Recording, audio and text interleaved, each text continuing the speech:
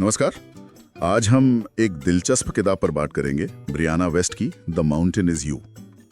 इसके कुछ जो अंश उपलब्ध हैं उनमें एक अहम बात कही गई है। हाँ बिल्कुल, ये आइडिया कि हमारी तरक्की में सबसे बड़ी रुकावट हम खुद हैं। सही कहा। अक्सर लगता है ना कि हम आगे तो बढ़ना चाहते हैं पर कोई चीज रोक रही है, और किताब कहती है वो चीज, वो पहाड़ आप खुद हैं। ये सुनने में शायद थोड़ा अजीब लगे पर है बहुत गहरा। तो आज इसी पे थोड़ी बात करते हैं। ये हमारे अंदर के पहाड़ क्या हैं? डर, शक, आदतें, पुराने घाव, कैसे ये हमें थाम लेते हैं? बिल्कुल, और ये समझना जरूरी है कि ये सब अक्सर अनजाने में होता है। हम खुद ही अपनी राह में खड़े हो जाते हैं। इसी से जुड़ा है पहला पॉइंट, सेल्फ सैबोटाज, मतलब आत्मविनाश।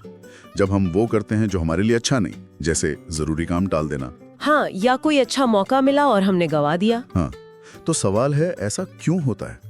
किताब में एक लाइन है, अगर आप बार बार खुद को वही घाव दे रहे हैं तो ये आत्मरक्षा नहीं, आत्मविनाश है। इसका कनेक्शन हमारे सबकॉन्शियस माइंड से है।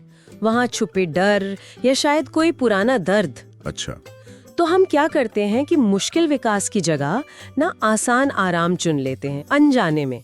वेस्ट कहते भी हैं, self sabotage is when we seek comfort over growth. आराम की तरफ भागना। हाँ, और यही वो जाल है।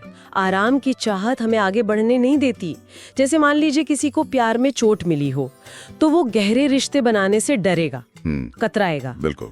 या बचपन में किसी को कम समझा गया हो तो वो सफलता के पास पहुंचकर भी असहज महसूस करेगा, खुद को रोकेगा। तो अगर ये पैटर्न इतने गहरे हैं तो फिर इन्हें पहचानना कितना जरूरी हो जाता है। अपने अंदर देखना, अपनी भावनाओं को, विचारों को समझना बहुत ज्यादा जरूरी।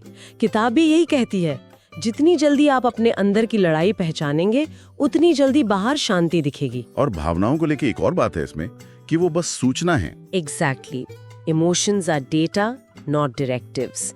भावनाएं हमें सिर्फ कुछ बता रही हैं, हमें उन पर रिएक्ट करके बहने जाना है, उन्हें कंट्रोल नहीं करने देना है। सही है। जब तक हम पुराने जख्मों को समझते नहीं, वो हमारे आज के फैसलों पर असर डालते रहते हैं। इसलिए दर्द से भागे नहीं, उसे सुने।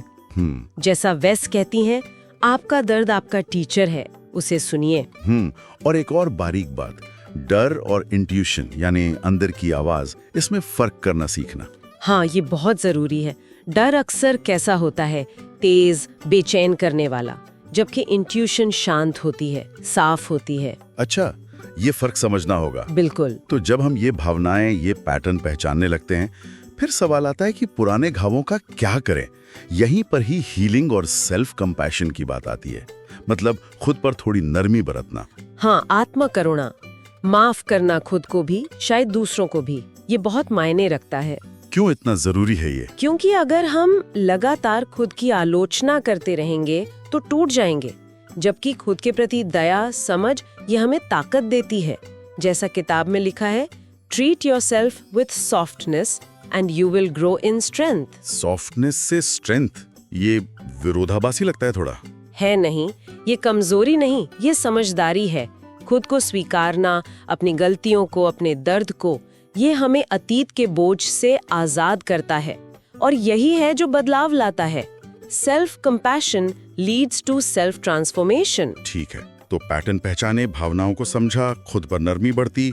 अब एक्शन की बारी। सिर्फ समझने से तो काम नहीं चलेगा। नहीं, बिल्कुल नहीं।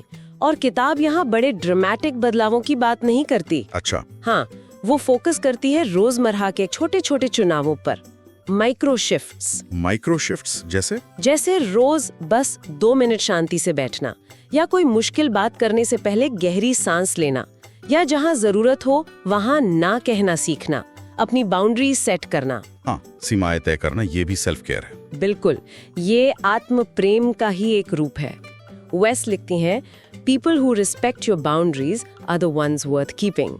जो लोग आपकी सीमाओं का सम्मान करते हैं वही रखने लायक हैं। सही बात है। और एक और पावरफुल तकनीक है, उस इंसान की कल्पना करना जो हम बनना चाहते हैं। विजुअलाइज करना। हाँ, और फिर आज से ही, अभी से ही वैसा व्यवहार करना शुरू कर देना। Visualise the person you want to become and start acting like them right now. ये एक तरह से सेल्फ मास्टरी की तरफ पहला कदम है। तो कुल मिलाकर इस पूरी चर्चा का सार यही है कि वो जो पहाड़ है जिसे पार करना मुश्किल लग रहा है, वो हम खुद हैं। हाँ, पर अच्छी बात यह है कि रास्ता भी हम ही है और ताकत भी हमारे अंदर ही है। किताब की वो लाइन याद आती है, आप अपनी सबसे बड़ी बाधा हो लेकिन आप ही अपनी सबसे बड़ी शक्ति भी हो। बिल्कुल सही। और जाते जाते एक सवाल सबके सोचने के लिए छोड़ जाते हैं, ये सफर किसी और के पहाड़ पर चढ़ने का नहीं है।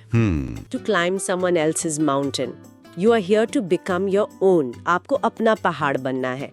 तो सोचने वाली बात यह है कि अभी इस वक्त आपके अंदर का वो कौन सा पहाड़ है जिस पर ध्यान देना सबसे जरूरी लग रहा है। इस गहरे सवाल के साथ आज की इस बातचीत को यहीं रोकते हैं।